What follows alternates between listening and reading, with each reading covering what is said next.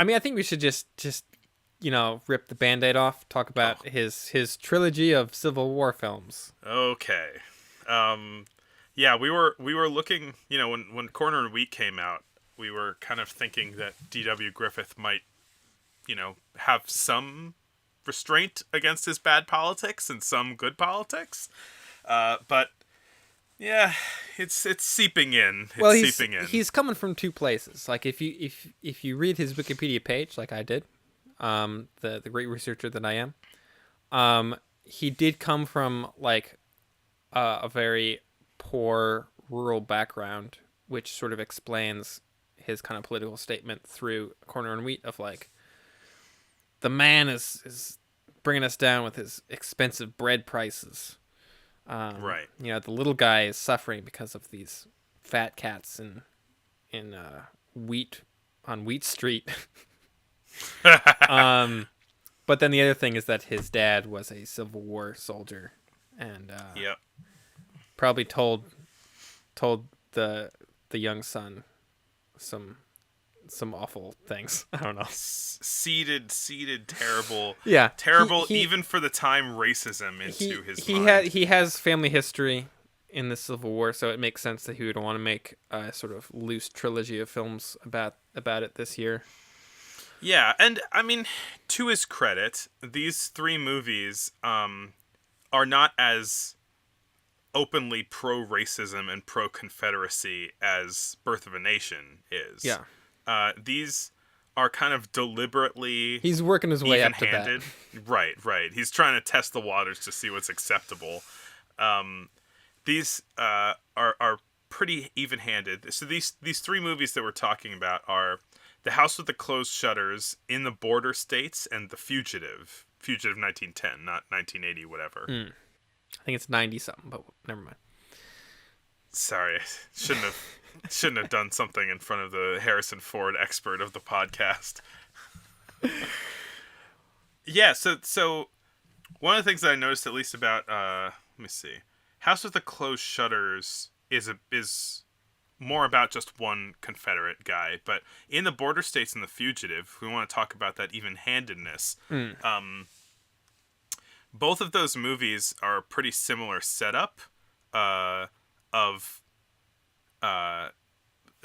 two primary protagonists being a Confederate soldier and a Union soldier, and I thought it was interesting how that cross-cutting that he uses as his stylistic, his specific flourish that he uses, it's being used to kind of evenly portray the two sides of a war by cross-cutting between Union and Confederate, which I thought was sort of interesting. It's juxtaposing the two people and portraying them as equals, not as one better. And so I think these two movies are kind of emphasizing the whole like brother against brother tragedy of Americans having to fight against each other and finding empathy with each other, which is definitely not, a movie that's all about lynching and everything. Yeah. Yeah, and that was sort of I guess slightly, if not reassuring, at least like slightly comforting. It's like, oh, he's not gone off the deep end just yet. Right. Yeah, I mean neither of these I think really has a greater message necessarily, or sort of like real stance, other than like war is tragic and death is bad, and like if we all just got to know each other a little better, we'd all get along, kind of. That makes them sound probably a lot cheerier than they are. They're both pretty like I don't know, in the Border States is sort of a like kid caught in the middle movie where like the kid kind of saves the day at the end. The Fugitive is a bit darker and kind of a bit more tragic, I think. Yeah, I've been noticing that I can kind of predict the end of D.W. Griffith movies because I just think of what is the darkest, grimmest thing that could come out of the end of the story, and that's what happens at the end of his movies. Oh boy. Yeah, kinda. I mean, the Santa Claus one from, what was it, last episode didn't go quite as dark as I thought it would, but right, it got close. The Fugitive, I think, is the kind of more successful of the two. I think it kind of plays both. It kind of treats both uh, characters as more leads. I guess it felt to me Mm-hmm. like a bit more of a kind of even-handed, like well structured story with that kind of setup of like here's a Huh. soldier on one side, a soldier on the other side. And one really interesting thing I think about The Fugitive, and one reason why it might just feel a little bit more, just feel a little bit stronger, is that it wasn't originally written as a story about the Civil War. Yeah. It was originally written by a guy named John McDonough, who was an Irish playwright, who wrote about an Irish rebellion against Britain, um, and he was later executed after an Irish rebellion against Britain. Um, so More troubles. he definitely had a take. You know, he had a pretty strong uh, political stance on that. But I think the fact that is getting transposed to a completely different setting and time period really is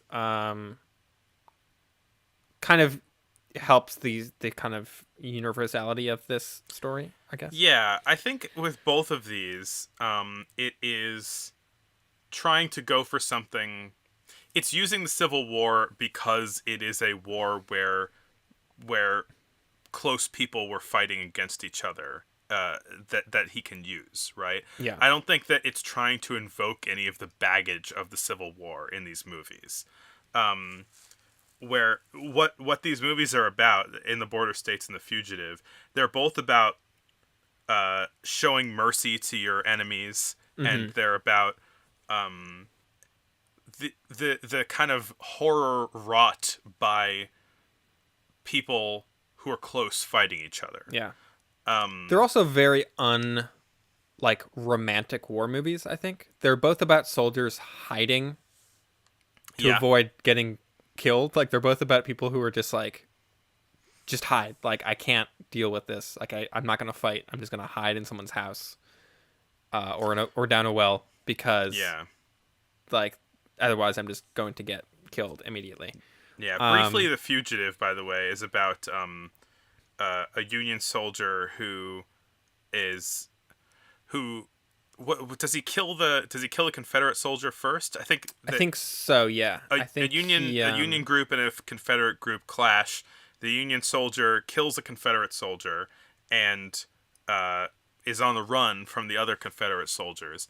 He ends up running into the house of the mother of the Confederate soldier that he just killed, and she, even though he's a Union soldier, shows him empathy and hides him from the Confederates chasing him. She later finds out that he's the one who killed her son. She grieves over her son, and she thinks of turning him in, but she thinks that it would just be another mother who would be coming home to a dead son.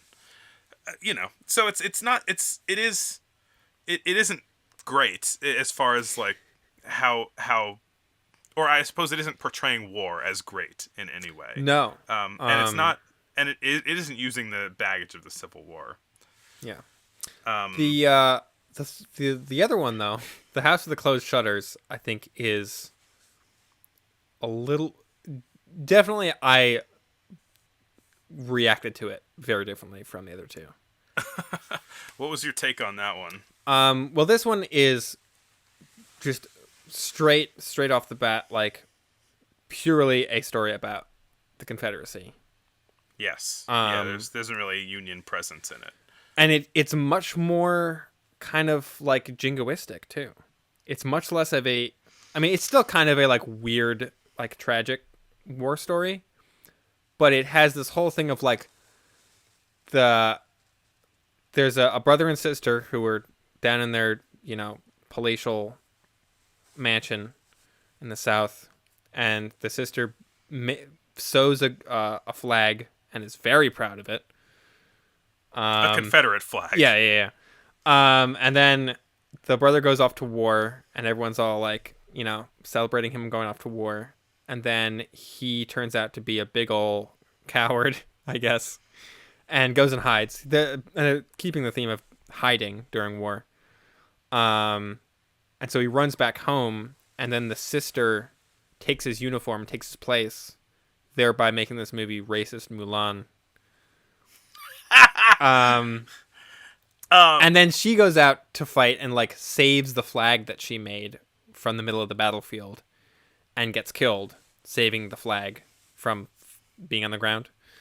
Flags are dumb. It's all kind of representational. And one then, other note, by the way, is that like he had a task that he was supposed to do, and the sister to preserve the family's honor from not like having a coward. She dresses up as her brother to finish this task, and then she dies before she can come home. And so then, to preserve the family's honor, they just pretend that the son died, and the daughter is so sad about it that she never leaves the house.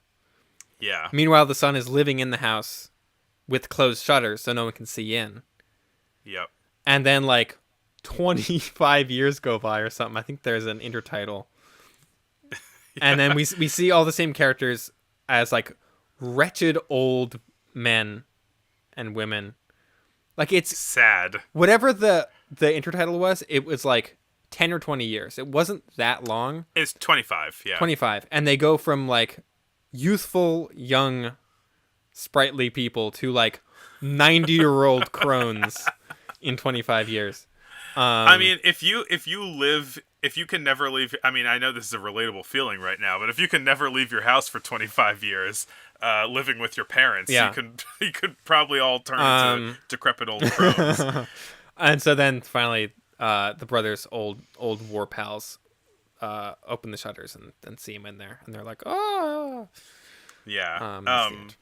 Though they're his pals, but they're also the suitors to the daughter, right? They're being rebuffed. They keep for coming 25 straight years. They keep coming back to the house, like maybe today she won't be as sad. And so they go from young men trying to get a lass to just like decrepit old simps who cannot leave well enough alone. That really should have been the title.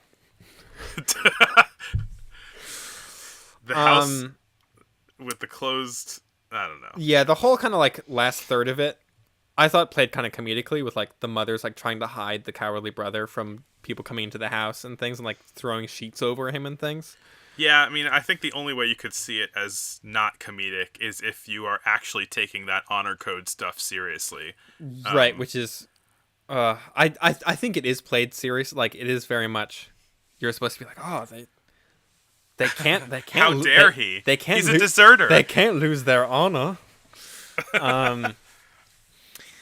I don't know. It's funny. Like, this one, just watching it, I'm just like, oh, this guy just loves the Confederacy so much, clearly. And I don't want to watch these with too much. I don't want to bring in my knowledge of later D.W. Griffith exploits too much. Of like, yeah, I know he was a big old racist, but I'm trying to watch his movies somewhat objectively. Yeah. And this is the one that was just like, I can't do it. Like, this is so. Well, it's so also blatant. Like, boom, blackface in the beginning. That of too. It. Which, honestly, I feel like this is like the first time. I mean, maybe it's because I know he's a despicable racist, but I feel like most of the blackface in the past has been stupid and like not necessarily outwardly malicious most of the time, at least. But in this time, it's probably just like, oh, I don't want a black person on set, you know? Yeah. Which actually, it struck me, the blackface in this movie struck me as strange because it's so obviously fake, right? The blackface. Yet D.W. Griffith is going for this really understated realism most of the time. But because he's so racist, he can't help but destabilize that realism by putting blackface in it. Yeah. No, it's really icky. And also the fact that this movie takes place in the South during the Civil War is like, that's a slave. It's not the butler. you know? Right. Yeah. That guy's not getting paid, nor is he allowed to leave. Which the movie does not get into whatsoever. I No, mean, he's just a it's not. background Yeah. character. Yeah. And so it feels very much like that is downplayed and almost not even. It's like purposely not addressed. Yeah, I mean, it's not material to the actual story itself. It's just an unfortunate side effect of a movie about Confederates. But yeah, like I feel like the other two, I was sort of like, oh, okay, like D.W. Griffith making like a surprisingly even-handed like Civil War story that is like seems to kind of have some ideas about like war and conflict that aren't outwardly terrible. Yeah. And then House of Closed Shutters. I was like, oh, there it is. There's, that's what I was expecting. By the way, the guy that plays the coward Confederate in this movie is Henry B. Walthall, who is also the honorable Confederate in the border states. Oh, interesting. But he's going to be a bit of a D.W. Griffith mainstay, and he's going to play one of the major roles in Birth of a Nation. He does. D.W. Griffith, I think, has been like reusing actors maybe more than other people we've watched. Yeah, at least as far as we can tell. Yeah. Wikipedia should make one of those grids that when directors reuse actors, but instead it'll be a grid that's like 400 columns long because it's D.W. Griffith. Yeah. Yeah, there's like 300 films that he made with Mary Pickford. Like, yeah. Yeah. That would be, I would love to see that if someone wanted to do the work to make that. Get out there, nerds. Yeah. Turns out the reason he made so many movies is because he was making the same one a bunch of times. Including ones about the Civil War. Ooh. Yeah, a lot of those. We could kind of talk about them broadly, I guess. The Civil War movies. Once again, more Civil War movies. Mm-hmm. Particularly the battle, Swords and Hearts, and would you call the Trust? I mean, the Trust isn't about the war itself, but no, but it is. Yeah, it involves the war. The battle I just want to touch on really briefly because it is from the Union's perspective only, which is unique. It features a D.W. Griffith theme of like deserters in war. Basically, it's this big battle scene, and you're seeing all of this. The scope of the battle is actually pretty impressive, and you're seeing all of this chaos happening. And it's zooming into a bunch of smaller vignettes that are happening around the battle. Like there's a deserter, and there's like features happening in houses around where that's happening. And my mom actually walked in while I was watching this one, and having seen a lot of the older movies, and she was saying that it looked really impressive, considering what she'd seen. Yeah, I think it does. I think the a lot of the battle stuff is it's well staged and it's well shot, and I think it makes the most out of like what, how many extras they have. Like they can't do these like enormous like sweeping shots of like people going over hills and things, but it's framed in such a way that it maximizes the sort of, we get soldiers in the foreground and then sort of like smoke going through the middle of the shot, and then people in the background. It's well, yeah, they still have like probably a couple dozen extras that really fills out the scenes. The basic thing of it is that like there's a Union group that's getting attacked, and they are trying to hold off the Confederates until reinforcements can come, and there's all this other stuff happening at the same time. This had it had opening credits also, which is not unheard of, but it's still kind of a rarity, I think. Yeah, as far as I can tell. It's happened on some other DW movies, but yeah, I guess it's starting to become more common, I think. Um, and another one is Swords and Hearts, which is uh, also includes like some of the themes. Another thing that he touches on a lot of uh, women taking men's place in the war. Mm-hmm. Uh, the other time it was The in House with Closed Shutters. It yeah. was due to cowardice. But in this one, basically, there's a woman who's in love with this Confederate guy, and she sees that he's about to get ambushed by the evil unionists. So she dresses up as him and rides on his horse and rides away to pull them away from him. And yeah, this one. It's like, it was also a love triangle, which is another big DW thing happening. He loves those. Yeah, I mean, like I said, with like the doubling down thing, I feel like I noticed so many more things where it's like, okay, like this is something he's just gonna put in every movie now. Yeah. Not looking forward. No, there is. I can say one nice thing about this one. There is a nice sort of reveal of someone is shot and they sort of react to it, and then we there's kind of a reveal of the blood that they've been wounded, but then it doesn't actually go anywhere. It doesn't ever come back. Yeah, it's just like, oh, she's shot, but she's okay. Yeah. Yeah. Didn't care for this one so much. Yeah. And then there was another one, His Trust, which is a two-parter and is disgusting. Absolutely revolting. Difficult to watch. Like, one of the first we've watched, I think, on the podcast, where I was like, I don't want to watch this. Like, this is really uncomfortable, and I'm just so morally opposed to pretty much everything happening on screen.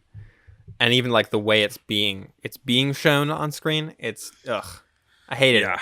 Yeah. The full title of this is, if you want to understand why we are revolted, is His Trust, the faithful devotion and self-sacrifice of an old Negro servant. Servant is that's an interesting choice of words there, DW. That's true. That's some revisionist bullshit right there. Oh man. And so it's like this classic, like, this classic Civil War or Confederate fiction of the slaves who, were really cared about the family, and they were a member of the family, and they were honorable, and they were like white people, but also still they sleep on the ground outside. Yeah. Even though they sacrifice all of their money and life to the daughter of a Confederate soldier who dies is the idea. So it's just about this great this wonderful Negro who he loves the family that he is enslaved to so much. The note I have for this movie is, this is the 1911 equivalent of those news stories that are like, guy takes 8th job to pay for the orphan melting machine to be turned off. And it's like, that's not heartwarming. Yeah. Like, this isn't a heartwarming story. Like, this is just terrible. Like, nothing that's happening in this story is remotely heartwarming.